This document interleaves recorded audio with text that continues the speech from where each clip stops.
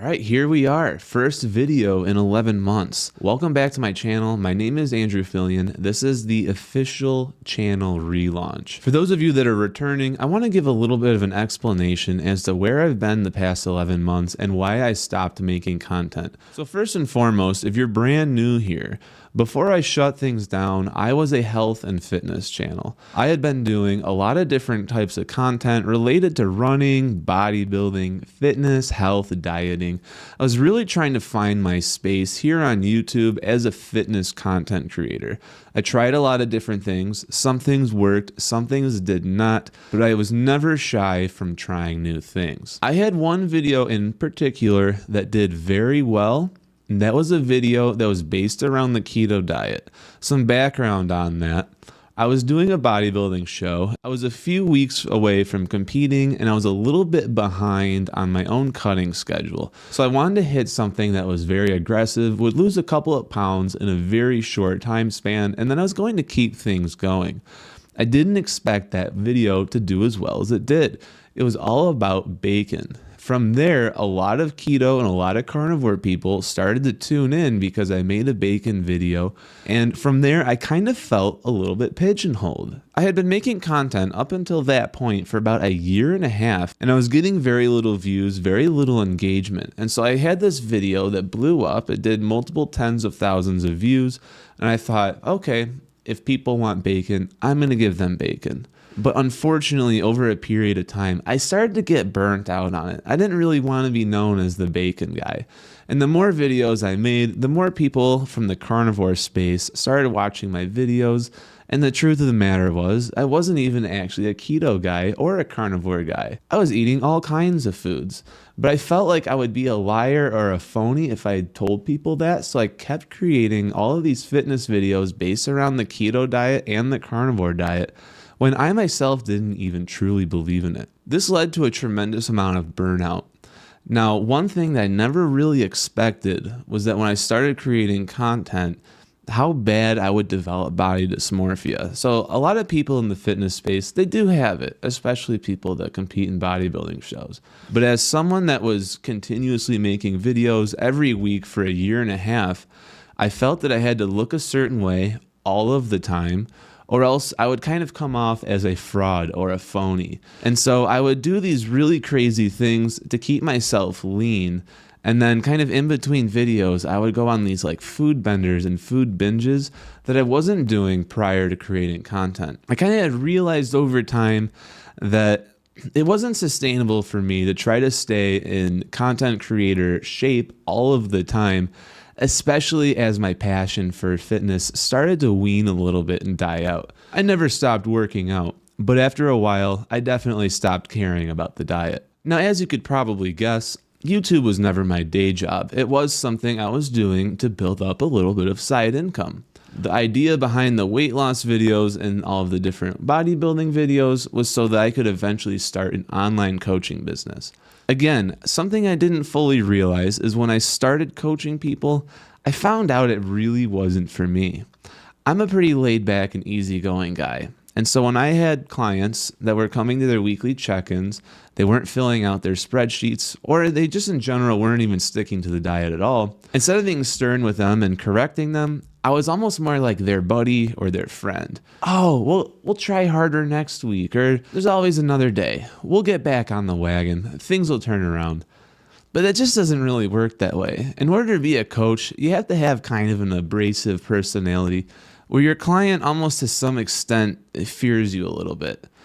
I was way too easygoing on my clients. I just don't have the right personality type to be stern with people. And maybe that's a character flaw on my part, but what it ended up revealing to me was that I actually didn't really want to be in the fitness space anymore. Between the body dysmorphia and making all these fitness videos, a diet that I didn't believe in, and clients that weren't really paying attention or giving it their all, I found myself not wanting to do it anymore. And that was just the first problem. I'm not even getting into the workflow problem. Again, like I mentioned a minute ago, I was doing YouTube on the side to try to add a little bit of extra income. Making YouTube videos, it can be quick or very time consuming depending on the style of content you're making and the type of workflow that you have. In fitness, I very often was at the gym or I was at the grocery store. I'm just one person, so I'm making all of this content myself. I'm doing the editing myself. I'm making the thumbnails myself. Just one video, a single video, maybe 15 to 20 minutes long, took me over 10 to 15 hours every single video. And a lot of those, unfortunately, didn't even break 100 views. I only had maybe 10 or 15 videos that went 5,000 views or more. So in general, I wasn't really making money from this channel. I was spending 15 hours a week on it, and it was really becoming a hindrance on my social life. I had made a video every week minimum for 2 straight years, and I didn't get monetized until the second year. And even after I did get monetized, there was this stark realization that making a couple dollars per video, it still just isn't going to cut it. I've always had a day job, and that's never going to change. In my professional life, I work in IT finance. I help build and deploy and manage accounting systems for various large Fortune 500 companies. I'm going to continue doing that even with this current channel. But the priorities have shifted. I'm no longer trying to become a YouTube guru. At the end of the day, this is actually just a hobby for me, and I'm happy to have it be that. I think if I'm doing this as a hobby, not really worried about the money, it's going to make content creation a lot easier on my end. And on your end, it means you'll get more videos, and I'm going to be more authentic as well. I'm not going to be pushing things I don't believe in. I'm not going to be trying to sell you guys things. It's going to be a win-win situation for everyone. At the end of the day, I don't really need a couple extra $100 a month. But if this channel does take off, I'm happy to take it. So that leads me to the big question. How do you go from fitness to finance? Well, let me break it all down. Before I had ever even set foot in a gym, I was already buying stocks. When I was around 16 years old, I was still in high school. I was a big gamer. I played games like Call of Duty and World of Warcraft. When I found out that Activision and Blizzard were going to merge, Activision makes Call of Duty, Blizzard makes World of Warcraft, something inside of me said, I gotta buy the company's stock. Now, at the time, I was working at a grocery store. I didn't make a lot of money, and I was also under the legal age to open up a brokerage account. So I asked my dad if he could help me out with that. Of course, as any parent would, he was excited to find out that his teenage son was interested in finances and investing, was more than happy to open up a brokerage account for me, and to even sweeten the deal, he would match some of the money I was making at the grocery store to buy into stocks. Mind you, I was just pushing shopping carts, so at the time, we're not making big bucks here. But having no bills, no rent, or anything, the money did add up over time, and I was able to accumulate a couple $100 here, a couple $100 there that I was able to throw into the market. Well, I bought Activision Blizzard somewhere around the range of $7 to $8, and I held on to that and sold it about a year and a half later at 14. At the time, I thought that I was a genius. I had turned a couple $100 into even a couple $100 more bucks. Mind you, not a lot of money as a teenager, but when you have nothing else to spend money on, that's a pretty big deal. But as fate would have it, years would go by and I would look at Activision stock. Year by year, that thing just kept on growing and it never stopped. All the way until I believe it was 2023 when Microsoft just bought Activision altogether. The company has since been delisted, but at its all-time high, Activision Blizzard was trading around $95 per share. If I would have held on to that throughout the years, mind you, I'm in my 30s now, so it's not a short time span, but I still would have 10x'd my initial investment had I just held on to the Blizzard stock. It's not like I sold it because I needed anything. I just thought it was cool that I made a profit. That was lesson number 1 that I had learned. There was another lesson, an even more important lesson that I would learn next. A couple years later, the computer that I was playing World of Warcraft on, it just couldn't handle the new content updates and the expansions that were coming out. It needed a new graphics card.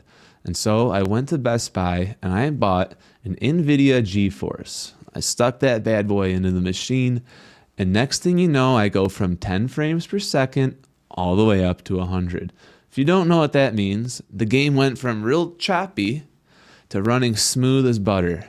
I was elated. I said, Dad, this is the stock we need to buy next. Around the time I was 18 or 19 years old, I went out and bought Nvidia with the same money that I was making working at grocery stores. Now, I had already learned my lesson from the first time of selling that Activision. A couple of years had already gone by, and I already saw the effects that selling early had.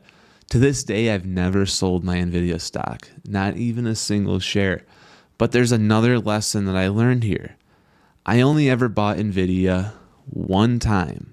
I was either a senior in high school or a freshman in college. I never bought it again.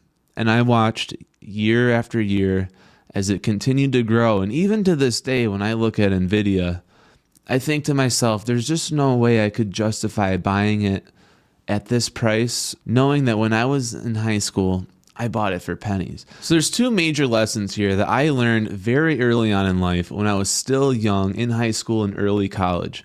The first is never to sell. Okay, maybe you sell here and there when you actually have a purpose for it. But we don't sell an asset just because it's turned a profit. That money has to go towards something. It has to either go into another asset or just keep holding on to it. We call that buy and hold. The second lesson that I learned, you need to buy with volume. The best way to buy with volume is the dollar cost average. Most of us are probably working. We probably get paychecks. Take part of your paycheck and invest it every single time you get paid. When you mix dollar cost averaging with a buy and hold strategy, that is how you multiply your wealth throughout the generations. It's not going to happen overnight, but over the span of decades, we're able to turn the income that we're making from regular jobs into potentially millions of dollars. So now you're probably thinking, what's next? For me personally, this is my third time at bat. I've learned the lesson from Activision, I've learned the lesson from Nvidia, and now I have my sights set on a new asset. It's in the cryptocurrency space. It's a very specific token. It's called XRP. The purpose of this channel going forward is going to be to educate people on cryptocurrencies in general. It's not just going to be XRP. There's other tokens I'm very excited about, and I want to talk about those too. It just so happens to be that XRP is just a cut above the rest. And so that's going to be the general focus of this channel. But as XRP grows and this story moves forward, it's not always going to be the best opportunity. Just like Nvidia is probably never going to grow the way it initially did either. XRP, in my opinion, is next in line for tremendous amounts of growth. After that fact, I want to help you guys find the next opportunities in case you weren't able to catch this one while it was still fresh. Now, I want to keep this video high level, so we're not going to go over everything tonight. But in general, on this channel, I want to educate you on how cryptocurrency works. We're not in the Wild West anymore. 10 years ago, nobody knew how Bitcoin worked. In some ways, you could say Bitcoin was the original meme coin. But now we have utility tokens that are going to be adopted on the institutional level. If you think about the Wild West, around 1880, it was all cowboys versus bandits. But by the early 1900s, civilization had made its way out west. States like California, Nevada, and Oregon started to grow, and the rest is history. We're in a similar situation right now with cryptocurrencies, and I can't wait to share with you guys everything that I've learned over the past couple of years so that you can get in on these opportunities as well. Beyond that, I do want to educate you on how best to store it, how best to manage it. There's going to be ways to make money from it without having to actually sell it, which is going to be very, very important. I'll touch on these topics in a future video. But above all things, I want to help you guys understand why it is that I truly believe cryptocurrency in general is going to succeed, and that quite frankly, there's no turning back. There's no putting the genie back in the bottle. You're either going to be able to get in on this opportunity now while it's still fresh and new, or you're going to be clamoring to get what you can at a later date. We missed out on the wild and crazy validity of the Wild West era. It'll never be that volatile again.